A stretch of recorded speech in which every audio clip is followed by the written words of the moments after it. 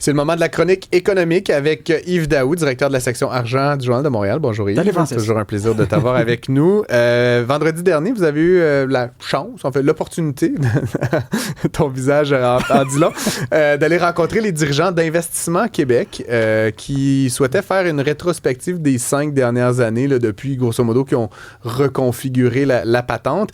Dis-moi déjà, de leur point de vue, comment est-ce qu'ils décrivent ces 5 années-là? Écoute, Francis, tu sais, la fin de l'année, là, c'est toutes les rencontres. Ils veulent tout dire le bilan. Puis ça, c'est pour justifier, ils méritent leur existence. Oui, bien sûr. C'est une auto-justification. Ouais, c'est donc, c'est une rencontre éditoriale à leur invitation. Donc, Bichat & Go, là, qui est là depuis le 1er février 2024, là, venait faire le bilan des 5 dernières années. Alors qu'elle n'était pas là. Elle n'était pas là. Ça. Donc, elle faisait le bilan, évidemment, de Guy Leblanc, qui a quitté... avec un parachute doré, on pourrait dire. Oui, puis avec ce qu'on appelle les programmes d'intéressement à long terme, pour lesquels il profite encore. Il est encore rémunéré, c'est ça. Rémunéré, même s'il est pas là. Plusieurs années plus tard, ouais. Mais il en demeure pour moi, juste pour les auditeurs, pour comprendre. Donc, on a au Québec, là, la caisse de dépôt. La caisse de dépôt, les gens font des dépôts de l'argent dans la RRQ. Là, ça permet des rendements pour financer nos retraites. Puis, il y a une partie là-dedans qui est l'investissement de leur mission d'investir dans le Québec Inc. 100 milliards par année, où ils visent 100 milliards d'investissement dans le Québec Inc. Ils ont une équipe incroyable, tu comprends-tu, de gens qui font du... Tu parles de la caisse. La caisse de dépôt. Mais là vient Investissement Québec. Et là, la question qu'on se pose tout le temps, c'est qu'est-ce que ça fait Investissement Québec? Ça investit. Oui, donc, ils sont venus avec leur mandat. T'as le PowerPoint là, entre les mains, j'aime ça. Écoute, c'est incroyable. Donc, avant 2020, ils ont dit qu'ils étaient une banque de financement et ils faisaient des prêts garantis de prêts et de la prospection à l'étranger. Là, depuis 2020, et tiens-toi bien, c'est une agence de développement économique et maintenant, ils sont des accompagnateurs pour la technologie et l'innovation. Le mandat a complètement changé. Donc, ils sont 1200 employés, dont 50 % c'est de l'accompagnement d'entreprise. Donc, la question c'est qu'on pose très, très bien, c'est, oui, mais ça, le rendement d'Investissement Québec. Parce qu'il y a deux choses dans le cas d'Investissement Québec. Le gouvernement leur confie de l'argent, qui est de leurs fonds propres, qu'ils doivent investir dans des entreprises.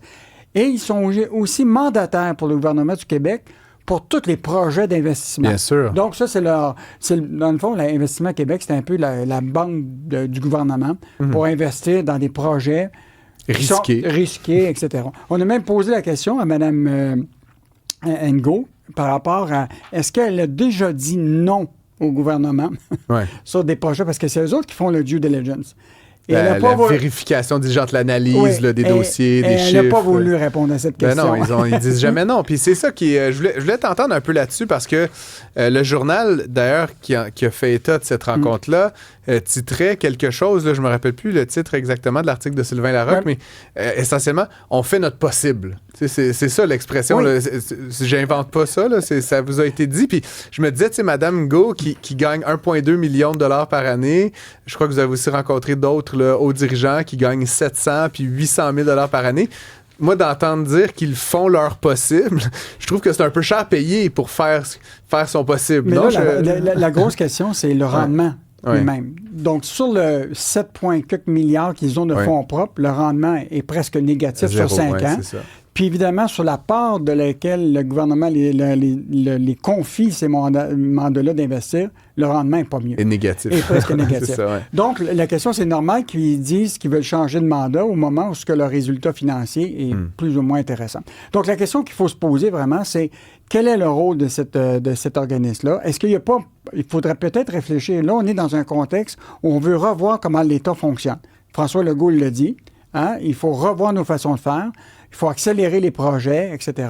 Est-ce que, dans le fond, tout ce qui touche le Québec Inc., l'investissement dans le Québec Inc. ne devra pas être confié à la Caisse de dépôt qui a déjà toutes les ressources? Tu sais, investir dans Lightspeed, investir dans des compagnies publiques, tu n'as pas besoin d'Investissement Québec pour faire ça. Sûr que non. Non, la Caisse de dépôt peut faire ça. Et je voulais t'entendre, parce que j'ai déjà écrit là-dessus. Tu m'as lu même avant les autres, Yves, mais une des des commentaires ou critiques que j'entends souvent dans les milieux là, financiers, d'investissement et d'entreprise, c'est que justement, tu as 50% des gens là-dedans qui sont des, je sais pas comment... Des accompagnateurs. Ouais, mais il y a des entreprises privées, des cabinets conseils qui font exactement ça. Qu'est-ce que l'État vient faire à rivaliser des cabinets conseils privés?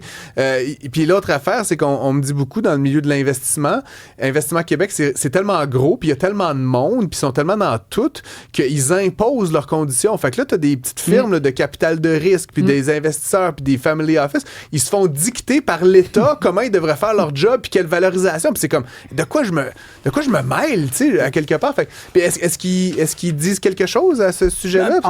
Moi, ce que je te dis, c'est que non seulement il y a le rendement en dollars, mais il y a aussi cette espèce d'impact négatif qu'ils sont en train d'avoir sur le Québec Inc., qui est lui plus qualitatif, puis on dirait qu'ils sont complètement... ils voient pas ça. Mais quand tu es aussi nombreux, il faut que tu justifies ta job. OK, 1200 employés, 50% dans l'accompagnement, tiens-toi bien, 30 bureaux à l'étranger, 23 places d'affaires dans 17 régions du Québec. Donc, c'est incroyable. Non, mais actuellement, je pense qu'on a plus de capital de risque au Québec qu'on a d'entrepreneurs qui voudraient obtenir le financer. Non, mais c'est clair. Écoute, tu as la caisse de dépôt, je regarde toutes les sociétés de capital de risque, rajoute là-dedans Capital Desjardins, qui est une banque. Mais qui utilisent leur propre fric au moins. C'est là où j'aime mieux que ce soit Desjardins qui prennent ses risques, puis s'ils perdent de l'argent, ils perdent de l'argent, qu'un Investissement Québec qui utilise mon argent, puis s'ils perdent de l'argent, qui c'est qui est la bibite? C'est moi, puis toi, puis ceux qui nous écoutent. Parlant de risque, là, juste te dire que le gouvernement Legault a injecté 5,1 milliards dans le FDE, là, qui est confié à l'Investissement Québec, pour juste renflouer les pertes et les provisions de pertes par rapport à 5,1 milliards. Donc... fait que j'en conclus qu'à cette rencontre-là, vendredi, ils t'ont pas changé de bord. Non, pas du tout. Puis là, l'affaire, c'est ce qui arrive là-dedans, c'est comme François Legault, il nous lance des chiffres. Tu sais, 25 000 interventions, 25 milliards d'investissements, des retombées économiques, et c'est impossible d'obtenir de leur part la reddition de comptes. Donnez-nous le détail. Là, il parle des emplois créés et soutenus. Soutenu, c'est de maintenir des... Si demain matin, tu disparaissais, ce serait intéressant de faire l'exercice. On les arrête pendant un an. Très intéressant. Puis évidemment, plusieurs parallèles, j'ai l'impression, Yves va faire avec Santé Québec dans tout ça. Mais ça, c'est pour une autre fois. Peut-être. Merci beaucoup. On se retrouve demain, même place, même heure.